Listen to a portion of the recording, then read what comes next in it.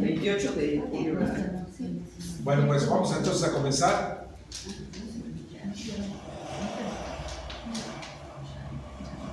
Hoy quisiera como segunda parte de esta dimensión espiritual, quisiera destacar el aspecto de la providencia, ¿verdad? Pero recuerden que de acuerdo al planteamiento que hicimos la semana pasada, aquí se trata de que reafirmemos nuestra condición en esta lucha, reafirmemos nuestra condición de cristianos, ¿verdad? En esta lucha no podemos perder de vista nuestra condición de cristianos, ¿verdad? Porque, digamos, si uno desconfía de la oración, si uno desconfía de la gracia, y como voy a plantear ahora, si uno desconfía de la providencia, pues no llegamos a ningún lugar, ¿verdad? Y lo que puede pasar es que si uno desconfía de la gracia, ¿verdad? Si uno desconfía de la providencia, si uno desconfía de esta identidad cristiana, pues lo que puede pasar es que se deforme nuestra acción política. Se deforma nuestra acción política porque se convierte en una lucha con fines únicamente temporales, ¿verdad?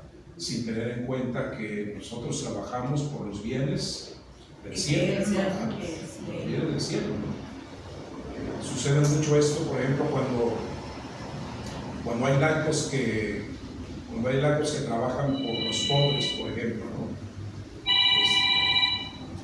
Ahorita apagamos todos los teléfonos para que fluya bien la información, por favor, ¿sí? Sí. Sucede mucho con los laicos, por ejemplo, cuando trabajan por los pobres, cuando se dedican a obras sociales y pierden de vista que el punto de partida es la oración, ¿no? Bueno, pues al rato nos convertimos en activistas políticos, ¿verdad? O nos convertimos en asociaciones filantrópicas donde ya no se ve la fe, ¿no? Donde ya no se ve la fe, ¿no? Y entonces eso ya le da un giro por completo a nuestro trabajo, ¿no? Le da otro tono, otro sabor a nuestro trabajo, ¿no? Aquí en Jalapa sucedió algo parecido a lo que estoy planteando con Matraca, por ejemplo, cuando se fundó Matraca, cuando se fundó el Banco de Alimentos, que fueron experiencias que surgieron en la iglesia, pero después agarraron otros estilos, ¿verdad? Se condujeron más por la acción política y digamos que con el paso del tiempo ya no hay ningún registro cristiano, ¿no? Ya no hay nada de esa plataforma cristiana con la que comenzaron en su momento lo que eran apostolados, o sea, comenzaron como apostolados. Ateca también, padre, Ateca. Ateca todavía tiene una matriz cristiana. Sí se cuida eso en Ateca. Todavía lo tiene. Entonces, bueno, eso es importante que lo consideremos, ¿verdad? Que no nos puede faltar esta formación cristiana. Recuerdo que la Madre Teresa de Calcuta, por ejemplo, decía que era importante que las madres, que todas las religiosas de su congregación, recordaran cuál era la razón de su consagración, ¿no? Porque algunas religiosas decían, es que nosotras estamos consagradas a los pobres. Y la madre les dijo, no estamos consagradas a los pobres, estamos consagradas a Cristo. Estamos consagradas a Cristo, no a los pobres, a Cristo. Y precisamente porque estamos consagradas a Cristo, nos desborda el amor a los pobres. Pero tiene que ser al revés, porque si estamos consagrados a los pobres, pero no tenemos un motor que encienda ese amor a los pobres, pues al rato se va a acabar, ¿no? Al rato se va a acabar y eso se convierte en otra cosa, ¿no? En el frente nuestro ideal es la vida, provida. Sí. Pero no por la vida. Sí, nuestro punto de partida es el Evangelio. Es el Evangelio, ¿no? Y el Evangelio ha creado la conciencia, pues, de que se está pisoteando la vida, de que se está ensuciando el plan de Dios, ¿verdad? Y de que esto está tomando niveles realmente alarmantes, ¿no?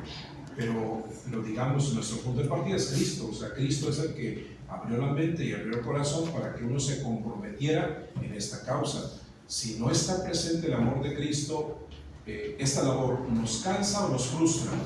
Sí. De tal manera que esa es la parte que no podemos descuidar, ¿verdad? Y yo lo tengo bien en cuenta por este ejemplo de la Madre Teresa, que les decía a las religiosas, por eso nosotros oramos todos los días, escuchamos misa todos los días, porque si no estamos nosotros arraigadas en el amor a Cristo, al rato nos cansamos de cuidar a los pobres, ¿no? Ya no vemos a Cristo en el pobre, ¿no? Ya no lo vemos a Cristo en el pobre, ¿no? Sino que uno en el pobre puede ver un beneficio político, puede ver un motivo de fama, puede uno ver tantas cosas, porque pues el diablo corrompe todos los apostolados, hasta los apostolados más altos puede corromper el demonio. Entonces esa parte es importante que ustedes la consideren, ¿verdad? Porque decíamos la vez pasada que en algunos momentos no hemos reaccionado como cristianos, ¿verdad? A veces no hemos reaccionado como cristianos, sino que hemos visto del otro a un enemigo y nos hemos atacado como si fueran hijos de Dios. Y nosotros no podemos caer en ese juego en el que cae todos los días, por ejemplo, el presidente, ¿no? De ver a nosotros como enemigos, de atacarlos como enemigos, de perseguirlos como enemigos, de evidenciarlos, ¿no? Como enemigos. No podemos caer nosotros en ese error. De tal manera que por eso es la parte que tenemos que cuidar, para que siempre haya caridad en nuestro trabajo, para que nunca perdamos la esperanza y por supuesto para que generemos el carácter, ¿verdad? Porque este trabajo necesita mucho carácter, ¿verdad? Necesita mucho carácter, ¿verdad? Pero sin caer en una visión maniquea, ¿verdad? De decir, esos son malos, ¿verdad? Porque incluso esos malos tienen que interesarnos, esos malos también tienen que interesarnos. No podemos perder la esperanza en la conversión de los que ahora nosotros podemos considerar como personas que están actuando de espaldas al Evangelio, ¿no? Entonces no es una lucha que tengamos que realizar por motivos maniqueos, ¿no? Sino más bien por la convicción que nos da el Evangelio, ¿no? Incluso en nuestra acción pastoral, en nuestra acción política, pues no podemos perder de vista que también uno puede rescatar a esas personas, ¿no? Como a ustedes les ha pasado, ¿verdad? Que hay casos en que de veras uno se sorprende, ¿verdad? Que hubo personas que estaban de un lado y ahora comparten nuestra visión, ¿no? O que están todavía en ese proceso, ¿verdad? De llegar realmente a asimilar lo que Dios quiere en su vida, ¿no?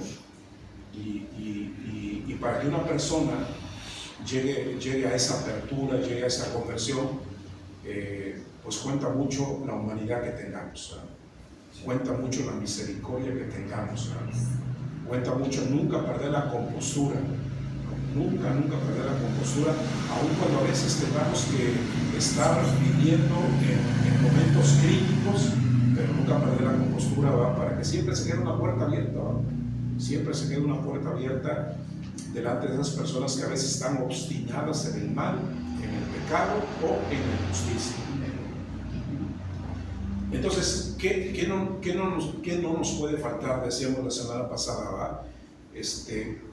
Confiar en la misericordia de Dios, abandonarnos al Señor, no descuidar nuestra vida de oración, amar a los que tenemos que amar, ¿verdad? Cuidar a nuestra familia, ¿verdad? Atender nuestra propia realidad familiar. Todas esas cosas señalábamos en la primera parte, ¿verdad? Como recomendaciones para vivir una espiritualidad, ¿verdad? Algunas recomendaciones para vivir una espiritualidad. Incluso destacábamos algunas citas de la Biblia, ¿verdad?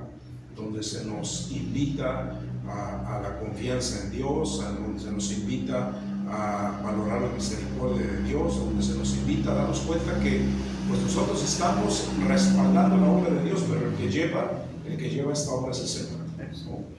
Y nosotros estamos colaborando con la obra de Dios. Bueno, eso es lo que hemos estado comentando, y ahora vamos a ver la parte de la providencia, ¿verdad? Este asunto de la otra más.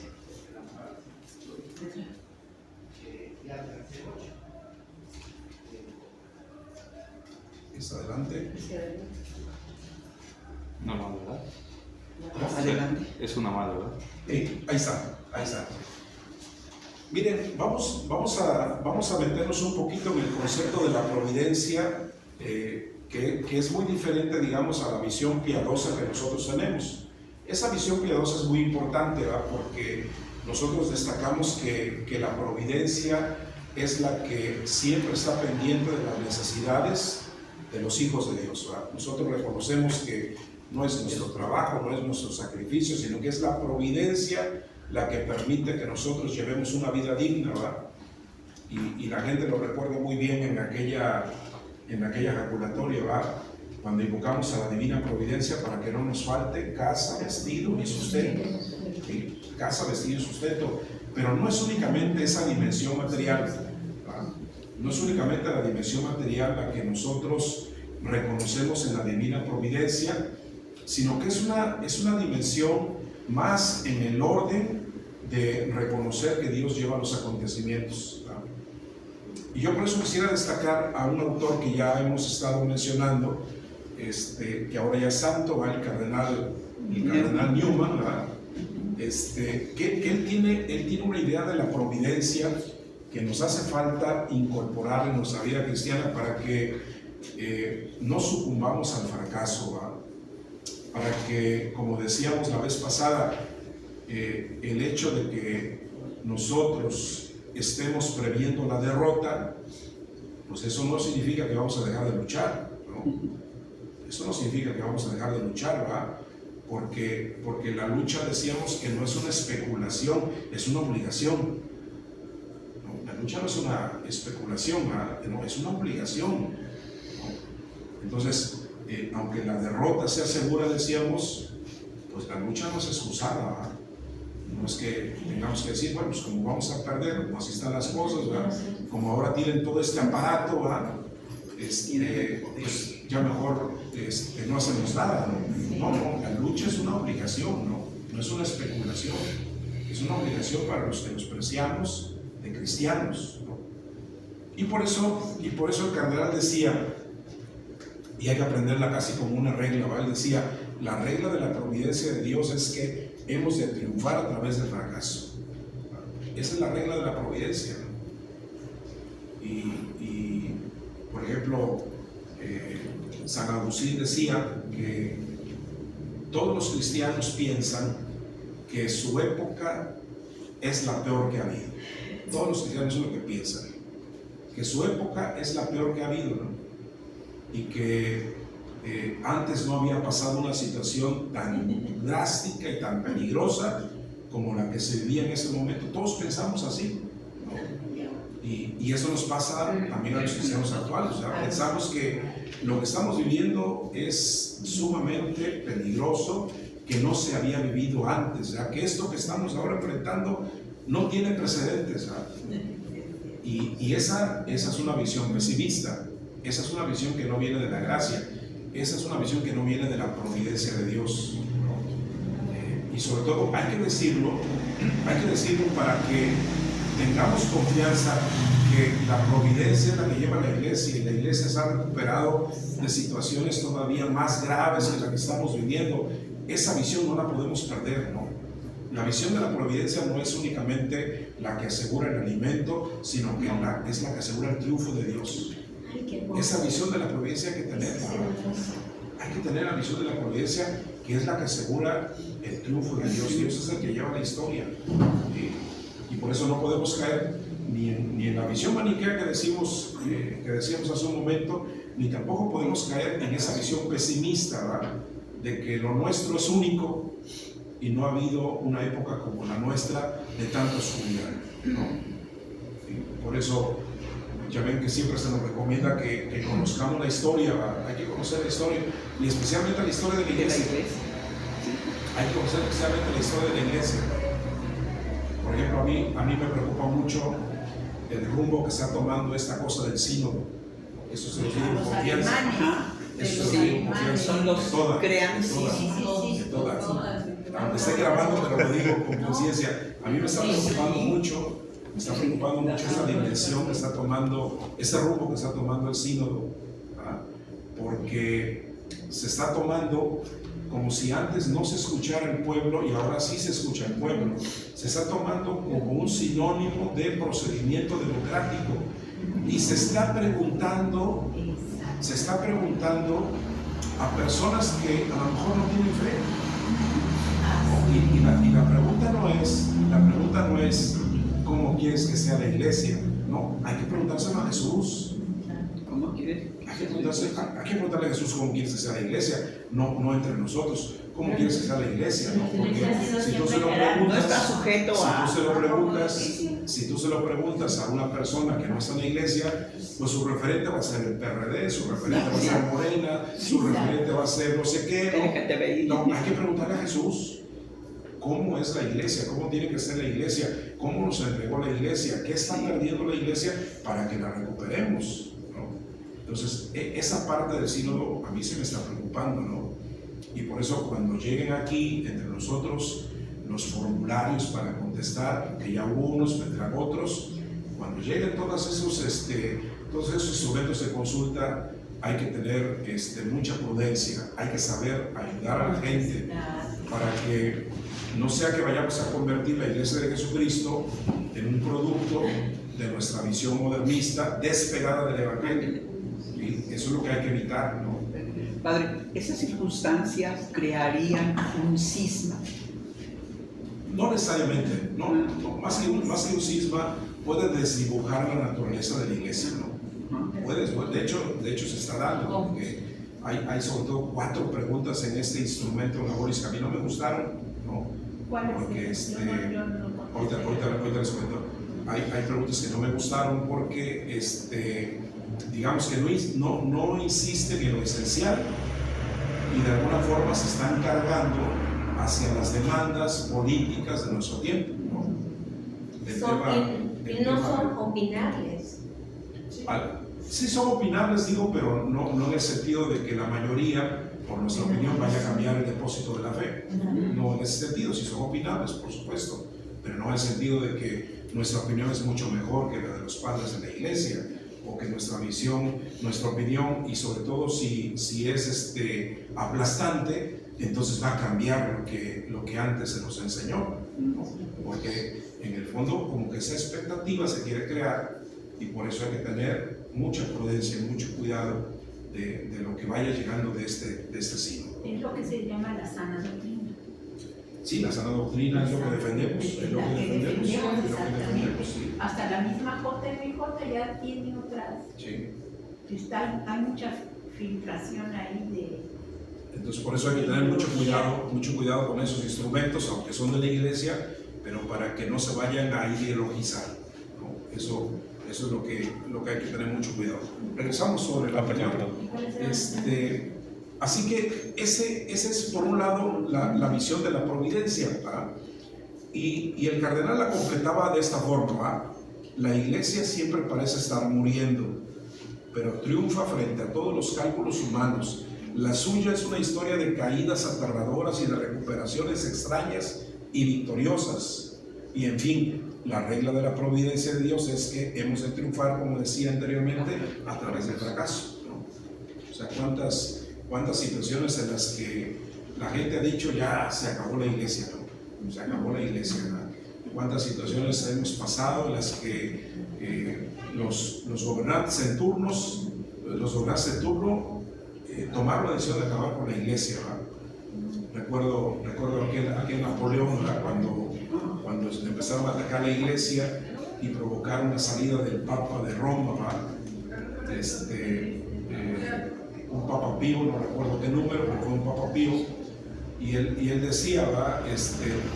Cuando llamó a este Papa, no lo llamó por su nombre de consagración, sino que llegó a decir el ciudadano Braschi, le decía, el ciudadano Braschi, o sea, por su nombre de pila, ¿verdad? Para la iglesia, Pío era como sexto, séptimo, decía Pío sexto y último, decía, Pío sexto y último, o sea, como para decir que no va a haber más. Ya no va a haber más píos, ¿no? Ya no va a haber más papas, ya no va a haber iglesia, ¿no? Se va a acabar. Y resulta que murieron los Napoleones y los faraones y todos los grandes poderosos de la historia, y la iglesia continúa, ¿verdad? Como dice el poeta, ¿verdad? La iglesia recogió y le dio de comer a hijos que no eran suyos, ¿verdad? Y también enterró a hombres que la atacaron. A hombres que la atacaron. Crió a hijos que no eran suyos, ¿verdad? Y pidió la gloria del cielo para todos esos hombres que la atacaron. Bueno, esa es una imagen de la providencia que nunca podemos olvidar, ¿verdad? Un fracaso desde la dimensión de la fe tiene que ser visto de otra manera. Un fracaso a nivel humano desde la dimensión de la fe no lo podemos ver como una cosa definitiva. No lo podemos ver como una cosa definitiva, ¿verdad? Decía un sacerdote apenas respecto de las elecciones en España, siguieron el resultado, ¿no? Sí. De manera perversa. Sí. De manera perversa, hace 2 meses el presidente socialista estableció esta fecha de julio cuando todo el mundo anda de vacaciones. Sí. O sea, desde ahí empezó mal el proceso, ¿verdad? Que de manera intencional pusieron esta fecha en la que muchos españoles andan de vacaciones, ¿verdad? La opción en esos países es el correo, pero el correo no da certidumbre porque lo maneja precisamente Sánchez, ¿no? Entonces el resultado va en relación a la corrupción, ¿ya? Que se permitió desde que se estableció una fecha que pues, era completamente imposible para que los españoles estuvieran en su residencia, ¿no? Maquiavélicamente, pero Y bueno, decía un sacerdote, casi que hay que ponerlo con letras de oro, ¿va? A España, él decía a España, y nosotros lo podemos decir de México, a España, a México, al mundo, no lo salva un puñado de votos, sino un puñado de santos. Eso es lo que nos salva, ¿no?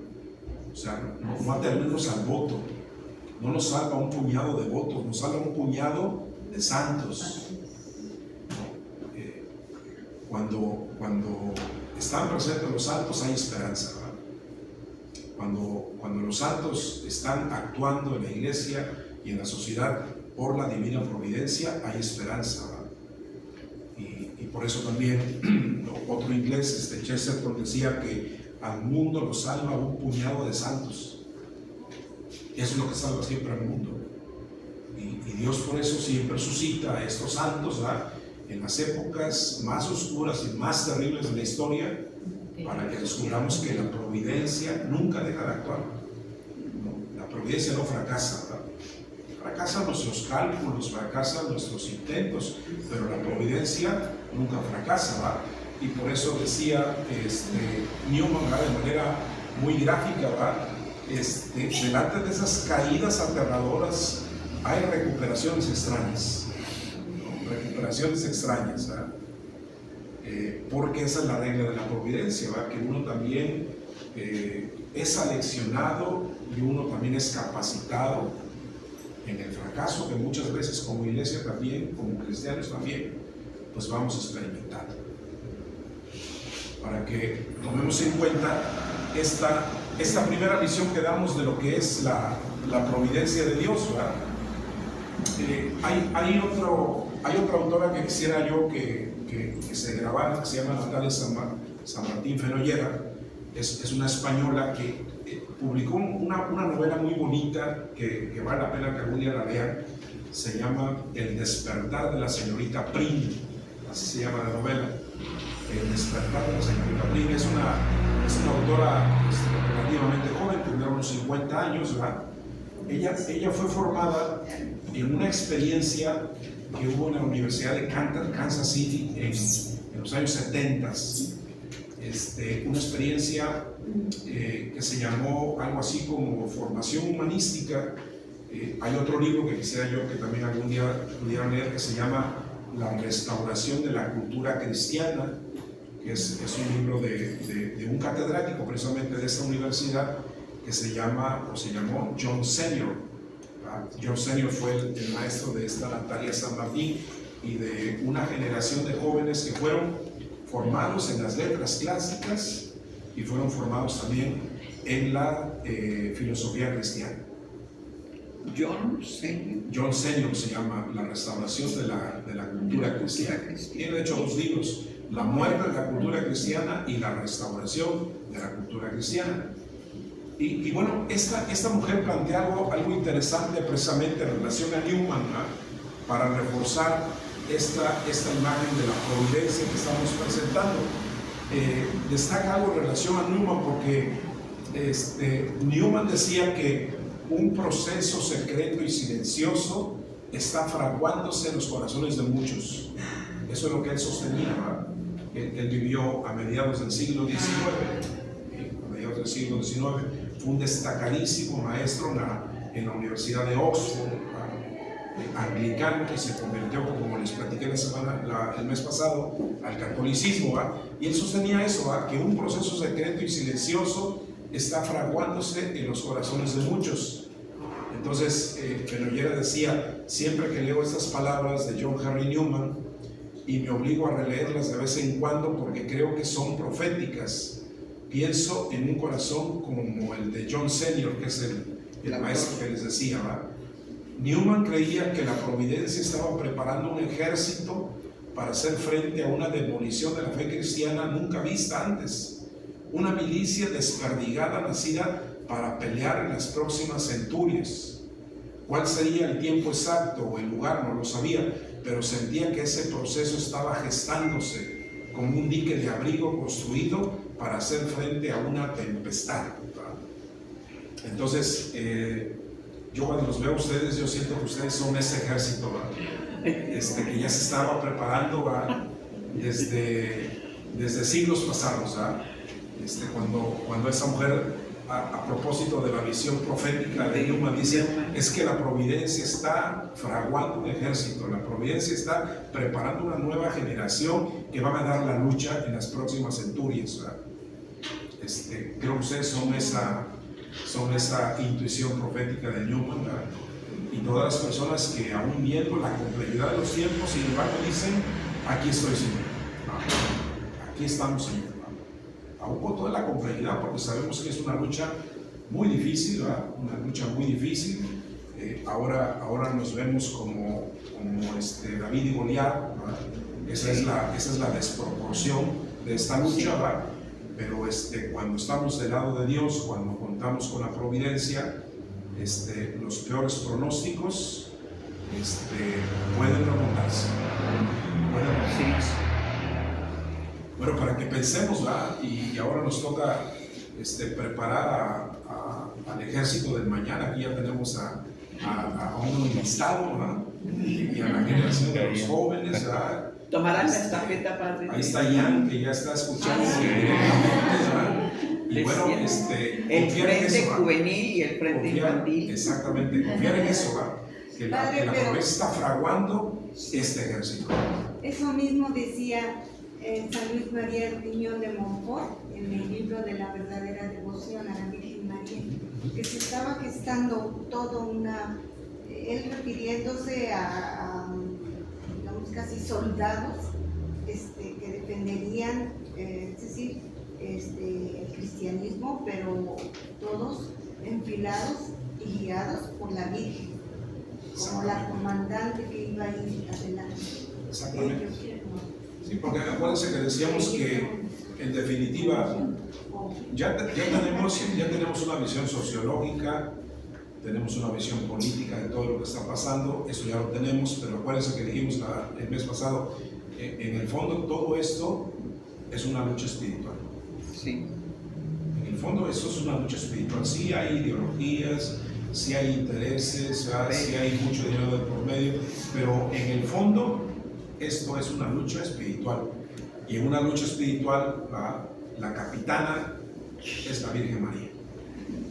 En una lucha espiritual, quien va por delante es la Santísima Virgen María, como bien lo dice Dulce en este tratado sobre la devoción de la Santísima Virgen María, de San Luis María Griñón de Montfort.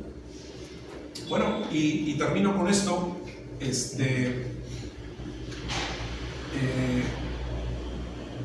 Decía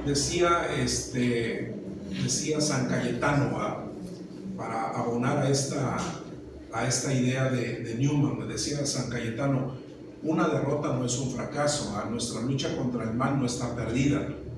Nuestra confianza en Dios, en su providencia, nos hace sentir seguridad. No podemos retroceder, solo es cuestión de paciencia. Debemos seguir rezando y actuando, que Dios no nos abandonará, ¿no? O sea, es casi que presentar esta visión de San Cayetano como parte de nuestra filosofía. Es parte de nuestra filosofía, ¿va? Que, como decíamos, Dios nunca fracasa, ¿va? Dios nunca fracasa y seguirá intentando y seguirá a través de nosotros, de nuestro compromiso, pues reafirmando nuestra convicción, ¿va? Que parte del Evangelio, ¿va? Y también decía San Francisco de Sales, ¿va? Reza diariamente durante 30 minutos, excepto cuando estés muy ocupado, entonces reza 1 hora. Porque precisamente cuando hay prisa y cuando no tenemos tiempo es cuando más peligro hay.